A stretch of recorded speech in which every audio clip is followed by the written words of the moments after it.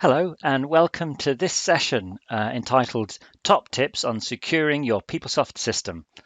I'm going to spend the next 15-20 minutes just talking you through one particular tip and some variations on it that will hopefully help you improve the security on your PeopleSoft system.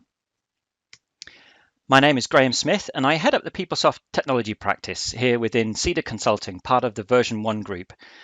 I live in Oxford. This is the beautiful city of Oxford you can see here, and it's autumn right now, and it looks not dissimilar to that, although right now it's pouring down with rain. But let's get on with this session. Version 1 has a PeopleSoft practice made up of over 60 dedicated PeopleSoft specialists, both here in the UK and in India. We specialize in selective adoption, in running PeopleSoft in the cloud, in helping to optimize your PeopleSoft investments for you. And we also specialize in PeopleSoft security. So, what is the topic of our session today? Well, many years ago, I worked for a company in Canada, and the head of IT there had a mantra, which was that everything that can be measured must be measured. He was interested in measuring the time it took from specification to product delivery. He was interested in measuring the number of users logging into the system, how long they spent in the system. If it could be measured, it should be measured. So that's where this talk came from. Let's look at what could be measured. So in the PeopleSoft context, what should we be monitoring and questioning? There's really no point in measuring something if we're not going to look at the data we're measuring. So we could look for failed password attempts. We could look for unusual behavior. Well, what would be considered unusual behavior in your PeopleSoft system? We could look for unusual data downloads, trying to spot breaches and detect breaches. We could look at the actual system logins or who the super users are. Has someone been granted super user permissions that they perhaps shouldn't have? Well, today we're going to focus on one of these, and that is failed password attempts. So we don't need to design a logging solution for this. There's one already in PeopleSoft, and it's called the PT Login Audit Table. Every PeopleSoft system, I think since maybe PeopleTools 853 or 852, has this table, and it logs failed attempts and successful attempts into PeopleSoft. And this is the field we're interested in, failed logins. And you can see in my example here that operator gsmith3 has had 7 failed login attempts. The most recent failed login attempt was on the 8th of October at 09:33 and 58 seconds. Let's have a quick look at some of the other fields here. So the first field, the PT auth type field, if you look at this in your system, you probably will find that that is set to 1. 1 simply indicates that it was PeopleSoft authentication that passed the credentials for this particular login. Other values for that could be 0. If it's 0, then it's quite likely that when you've logged into your PeopleSoft finance system and then automatically single sign-on into your HR system, that the authentication in the HR system would be logged as a 0 type. If that value is 2, then it just means that something else within PeopleSoft has authenticated that user. It might have got out to an external directory, and a sign-on people code itself has authenticated you. Either way, whichever method was being used to authenticate the user, whether it's a success or a failure in authentication, a row will be written in here. There are 2 fields that hold sign-on user IDs. The first one is Opera ID, and that's your PeopleSoft Opera ID. But you might also have a PT sign-on ID that's different. And in my example here, it's the same. But for example, if I was authenticating against an LDAP directory, then I might be using my Windows login or an email address or some other authentication type, which would be mapped to my PeopleSoft Opera ID. If that was the case, it'd be logged here. Either way, we know who the user is. Then we have a 0 or a 1, depending on whether this has been a successful or a failed login attempt. Now, if in my example here, I've got two rows, one for 0 and one for 1. And that's important to note that because we're logging both successful and failed login attempts here. The field what we're interested in is a count of failed login attempts. And of course, you only get failed login attempts when the password was wrong. So you only see the failed login field set against PT sign-on status equal to 1. And we finally get the date and time of the last successful or last failed attempt at logging in. And when is a successful login, the failed logins count gets reset to 0. We can see this in action a bit later on. So you might go and looking at this table and find that it's not turned on for you. Well, it's on by default in most systems, but if it's not set up for you, then you need to enable this in the application server domain configuration. And there's a directive in there called enable login audit. You just set that to Y, reboot your application server, and it should start logging into that PT login audit table. So let's do a quick demo. So let me switch over to my running PeopleSoft instance, and I have a query which demonstrates this. So let me just go and edit my query and run this query. And here we can see it's returning one row, user J Parsons, who has had 57 failed login attempts. The last login attempt was the 17th of October 2019. Our query simply selects from that table where failed logins are greater than 40. Now you can set that value to whatever you want.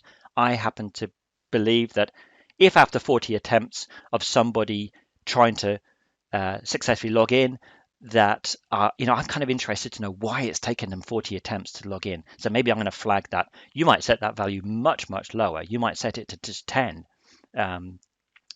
Someone trying their own password more than 10 times probably means it's not them and someone's trying to hack their account. So you set that value to whatever you want to, but I've currently got it set to 40, which is why J Parsons is coming up. So we just run this query and we see we've got one row coming up. Now, I switch back to our presentation here. So what are we looking for? Well, we're looking for someone who is trying to guess a user password. That's why we're getting failed login attempts. Well, it could be somebody's forgotten their password, in which case you can be super helpful in your help desk and look out for users who are repeatedly failing to remember their passwords and just give them a call and help them out. But primarily, we're looking to secure our environments, and that means we're trying to detect when someone is trying to repeatedly guess a user password. But you also need to look for when it's happening. You need to know that it's happening now. You don't need to know that this happened a year ago. You want to know right now someone is piling into your system, trying repeatedly to gain access to one of your accounts or many accounts even. And the third thing you need to know is who is in danger. Who out of your user population is the one that's having the most repeated attempt at guessing their password? So when is it happening? Who is it happening to? And that something is happening. So how can we monitor for this failed login? Well, I just wrote a query. You can see that. It's a simple query. Select from the PT login audit table where the number of failed logins is greater than 40. Great. We know we can just keep running that query, but it's not practical to be running that query constantly. You might run it at the beginning of the day, but then get an attack later in the evening. You might have missed it. So we could write an app engine that would read that data and alert us. We could write a pivot grid against that query and use the brand new threshold feature to alert us when that failed login attempt reaches the certain threshold. We could use external monitoring. We could have our external system management system, whether it be OpsView or Enterprise Manager or Rundeck or whatever, to be constantly interrogating that table, telling us when that threshold is exceeded. We could use the PeopleTools alert framework or a database trigger. Actually, in this example, I'm going to use the alert framework. And the reason I chose that is it's a little known feature within PeopleSoft, or that's what I find in my experience. And I think it's a great framework, one that has all sorts of uses for system monitoring, just like this. So let's look at our process flow. A user logs in and we get a failed password attempt. That failed password attempt updates the failed logins in PT login audit table. If there is no row for a failed login there, it will insert one. If there's already one in there, it'll just update it and increment the counter and the dates. We run a query which returns all failed logins greater than 40, and we schedule that query through the enterprise components alert framework every n minutes. Now you can choose whenever you want to run this. Every hour would probably be adequate, but you could set it even more frequently, every 10 minutes if you wanted to. Now, just a word about password cracking. If you had an 8-character, all uppercase password, it would take around about 4 hours for your average computer to randomly guess that password. So the minimum you should set this to is probably 1 hour. But even if it were every 4 hours, that's probably adequate. The point here is that you're not trying to prevent someone cracking your password. Of course you are. What you're trying to do is detect that you're under attack. If you're under attack, then you can understand that attack and take precautionary measures. So maybe checking every hour would be adequate. The process runs every n minutes and then sends us an email. Now, the EOEN Alert App Engine is part of the alert framework within PeopleSoft, and we'll look at the definition of that in a few moments. So let's go and look at this now in our demo. So we've got our query, and we're going to go and define an alert definition. Now, you'll find this in Enterprise Components, Events and Notifications, and Alerts. And there's a definition where you define what the alert is. You can then schedule the alert with Run Alerts. I've also gone and defined a user list definition as well. We'll perhaps take a look at that in a moment. But let's go and open up our definition. And here we can see that this definition is based on this query. That's my query that checks for failed logins over 40. I am going to accept all the defaults here and simply specify that when this alert returns some rows, who am I going to email? Now, in this instance, I'm going to email a group of users who have the role CED security admins.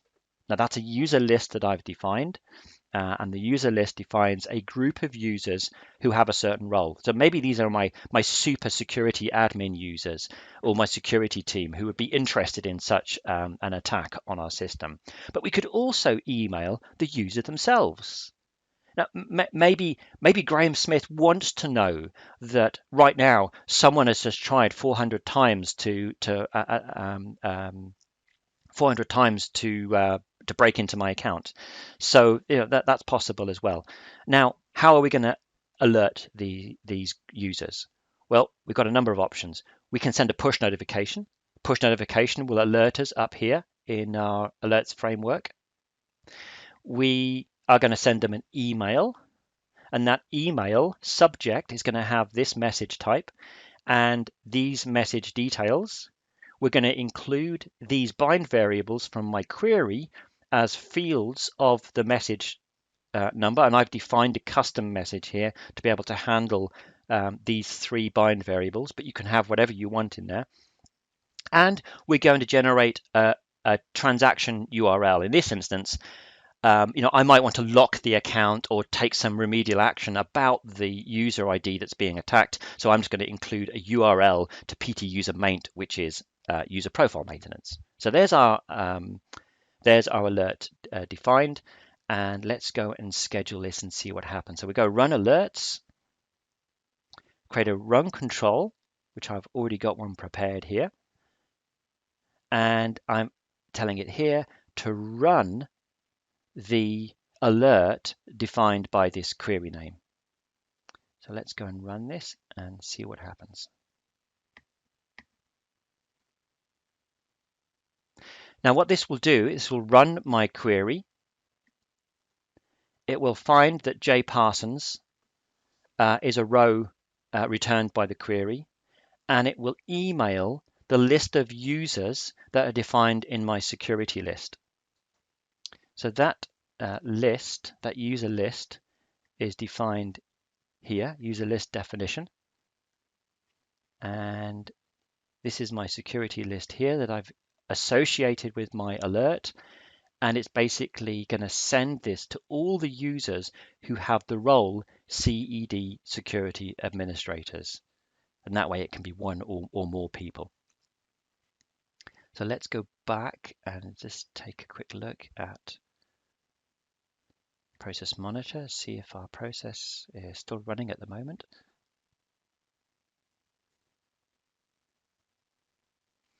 And here we go, our alert process has run to success, and we should find, if I switch to my email account and refresh, that here I've got an email from PeopleSoft telling me that there has been a failed login threshold breach. So let's click into this and see who it is. It's user J Parsons. J Parsons has had 57 failed logins, and their last login attempt was here. These are all just bind variables that has been put in using my the alert definition. I can click this link and it will take me into Security Administrator, straight into the user profile, and I might want to go and lock the account. It's already locked. Or I might want to go and remove some high permission roles that they might have because they're under attack. I also have a notification entry in here as well. So let me click this notification link. This takes me into the alert framework and allows me to mark this message as being closed. In other words, it's been actioned, it's been dealt with, and I can then subsequently use this in any future alerts if I wanted to bind that in at runtime to the query to tell me, have I taken action? Am I aware of this? I might have phoned up J Parsons and they might have said, yes, that was me just trying over and over again to guess my password and I got it wrong. So this allows us to close this alert and make it not valid anymore. So let's go on and just do some more tests. So currently our query is returning J Parsons. So I have a script here which will simulate an attempted attack on my local system. It's going to generate a couple of hundred attempted logins, all of which are going to fail their password authentication. And therefore, we should see for this specific test user, the number of failed logins increasing by a couple of hundred times. So just while that's running, I'm going to switch back to my query. We'll run this query again. And here we go. So a user called gsmith3, currently running at 406 failed login attempts. Let's run that again. Now we're at 450 failed login attempts. Well, we need to know this. Someone's trying to guess my password. So if we go and run our alert again, which is in Enterprise Components, Event Notifications, Alerts, Run Alerts, submit for this failed logins query. Now, of course, ideally, I would put this on a schedule. So it'd be running every half an hour or every hour or however frequently you thought this was necessary. And we'll just wait for that process to finish.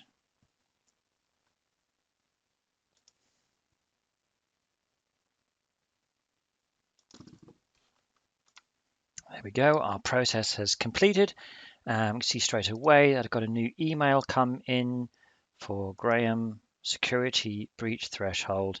And there we are, Graham Smith 3, 450 failed logins. Now, in this instance, I'm going to get an email for each row in that query. Now, what if there are hundreds of rows in the query? I don't really want to be receiving hundreds of emails.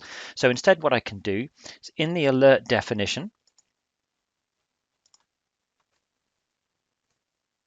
I just tick the consolidate email, and therefore, whenever multiple rows are destined to be received by the same email address, I'll only get one email, but each of the rows will be embedded into that single email.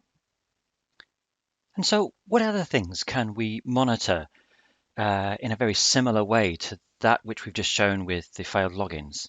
Well, we could detect unauthorized password changes. Now, why would that be unauthorized? Everyone's got a password, right? But if you're using LDAP authentication, your password is held in your Active Directory database. And so once you have a PeopleSoft password, you shouldn't know it, and you certainly shouldn't be changing it. And if somebody did change it, then that might be a signal that some attack is underway. How about monitoring unauthorized super user access? There's bound to be a set of users within your organization that have slightly higher permissions than everybody else. And if you can identify what those roles are and those users, create a whitelist of the group of users who should have those roles, then you could write a query which would detect the addition of a particular role to a user who's not in the whitelist and flag that up as an alert. Now, of course, if you were doing that, you might want to increase the frequency of the alert recurrence, or even use event mapping to detect that real time within Security Administrator component. Another suggestion is you might want to detect incorrectly set up user IDs. Now, this might be something you do normally anyway as part of your user provisioning processes, but trying to detect unauthorized user creation is the aim here. And if you find a user that's been created that doesn't quite match the requirements of your organization, maybe it doesn't have an email ID or it doesn't have a correct template or some other characteristic that you would normally expect, then you can flag that up as an alert. Now, these are just 3 examples out of possibly hundreds and hundreds that you could develop that matter to your organization for you to monitor.